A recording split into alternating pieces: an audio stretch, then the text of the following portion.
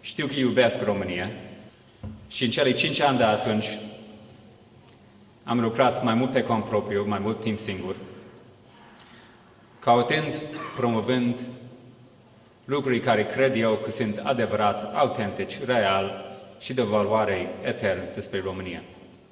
Pe 26 noiembrie 2012 am pornit pe jos, am plecat de la cimitirul Vesel cu țintă finală a Muzeul Național al Țăranului Român în București.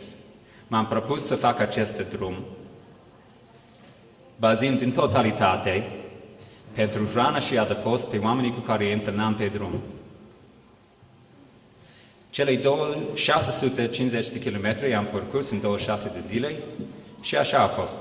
Am primit la fiecare loc unde trebuia, am primit ce îmi trebuie ca să împlinesc în foarte bună condiție acest drum. A fost o demonstrație de solidaritate. Eu sunt. Și de la acest eu sunt, trebuie să se ajungă la noi suntem. Există oameni în România excepționali. Hai să fim... Există oameni excepționali și nu vorbesc de elite. Există oameni pe care nu știe absolut nimeni, senzațional și de mare calitate.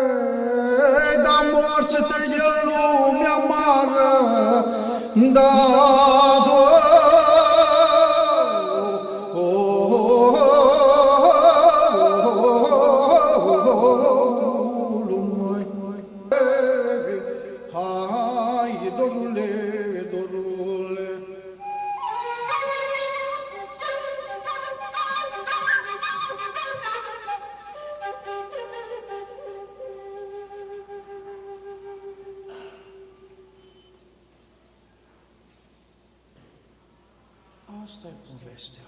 Vă mulțumesc.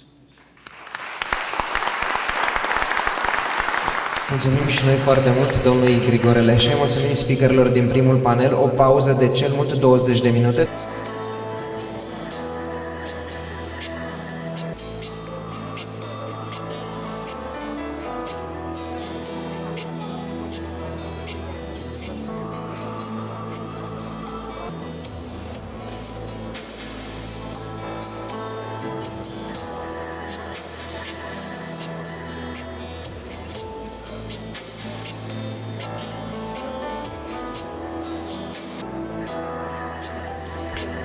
În aproximativ 3 minute aș vrea să reluăm. Mulțumesc!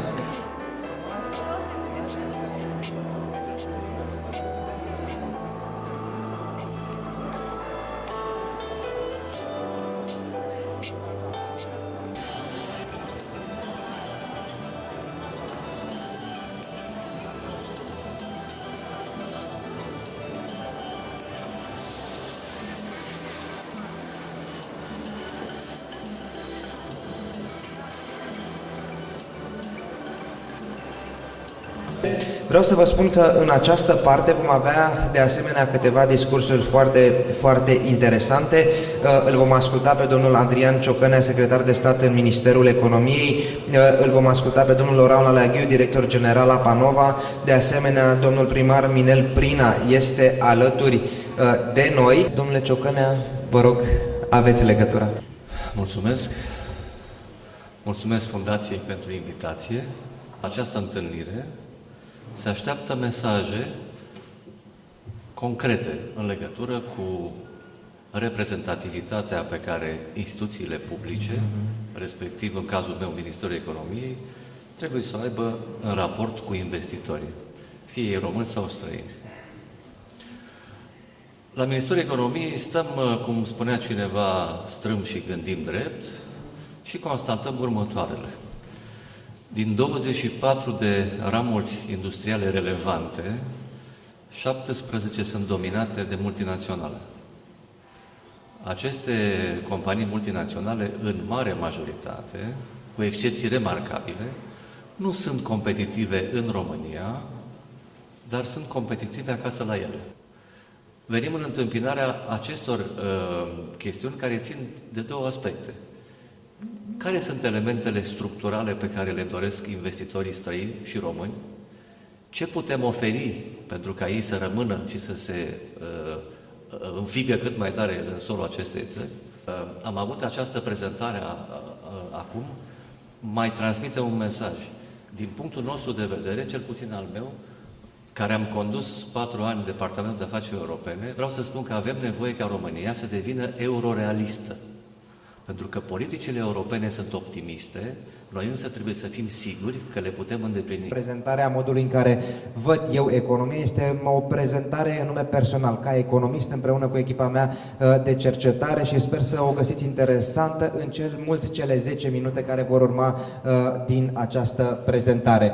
Așadar, creștere economică și investiții. Știe cineva care este ritmul de creștere pentru acest an preconizat? Sunt convins că da, mă uit la doamna Voș și sunt convins că poate fi de acord cu ritmul de, doamna Paul, poate fi de acord cu ritmul de 2% sau poate să nu fie de acord cu ritmul de 2%, dar cifra oficială care se află și în cea mai recentă statistică, prognoză a Fondului Monetar Internațional, World Economic Outlook, este de 2%. Și când auzim creștere economică 2% pentru România, mai auzim un lucru, este cea mai mare creștere economică din regiune, în moment în care ne extaziem, cea mai mare creștere economică din regiune. Vom vedea ce înseamnă regiunea cu care se compară România și vom vedea ce înseamnă la nivelul recuperării decalajelor față de Uniunea Europeană despre care vom vorbea. Întrebarea este la ce ne folosește și unde vom ajunge cu această creștere economică de 2% dacă ea va rămâne doar la nivelul de 2%. Pornim de la PIB-ul pe capita, în România 49% din media Uniunii Europene.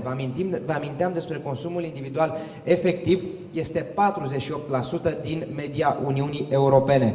Ne interesează a 4-a coloană și evident a 5-a coloană, dar a 4-a coloană care arată nivelul consumului individual efectiv pe cap de locuitor. Vă aduceți aminte? Bunăstarea națiunilor pentru a fi comparată între ele, între bunăstarea națiunilor.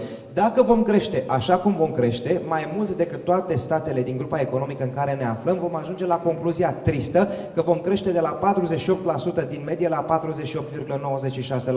48,96%. Și atunci cum ajungem să recuperăm? Prin investiții.